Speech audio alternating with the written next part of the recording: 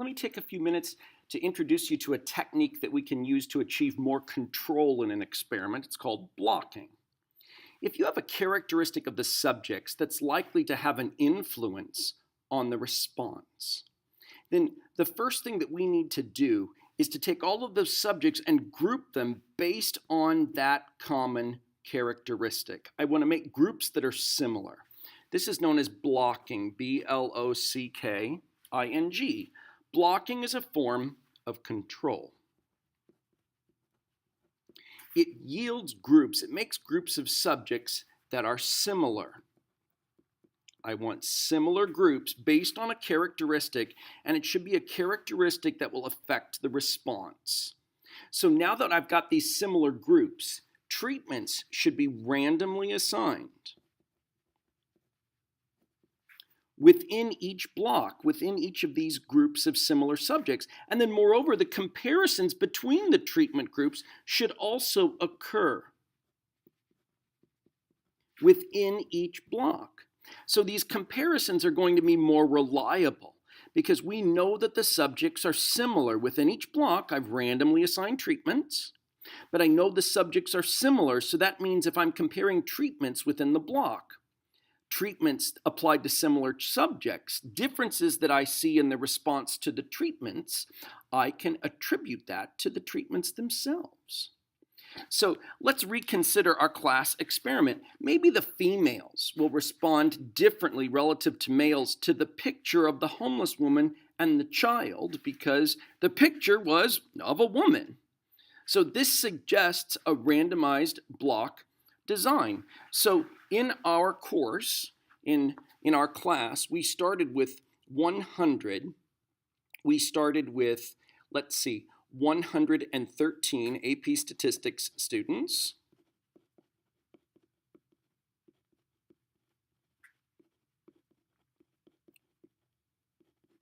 So we've got plenty of replication, but what I'm suggesting is maybe the first thing that we need to do is separate those students into the females and the males.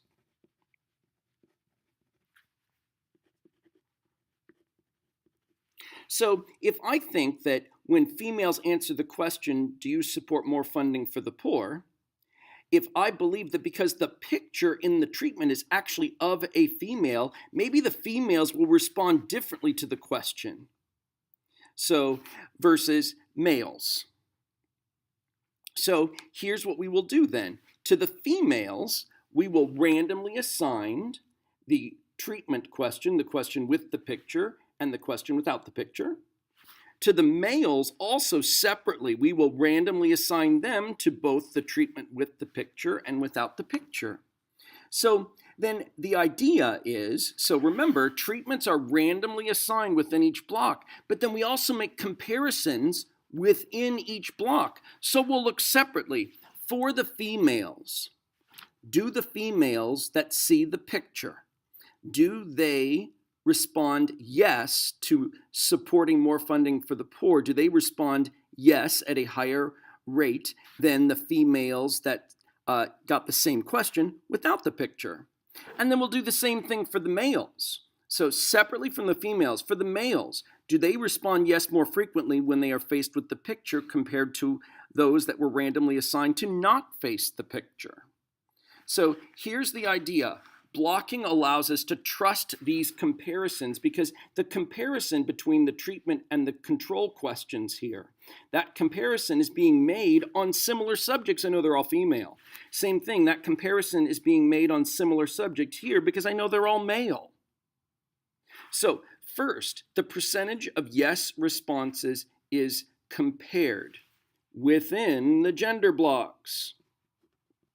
That's important. We'll make the comparison within the female block. We'll make the comparison within the male block. Then an overall comparison can be made regarding the effectiveness of the treatment. So notice, maybe females and males, maybe they respond in similar ways to the picture treatment.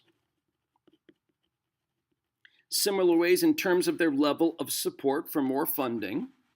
for the poor. So maybe the effect is present for only one gender. Maybe we'll see that neither gender indicates an effect.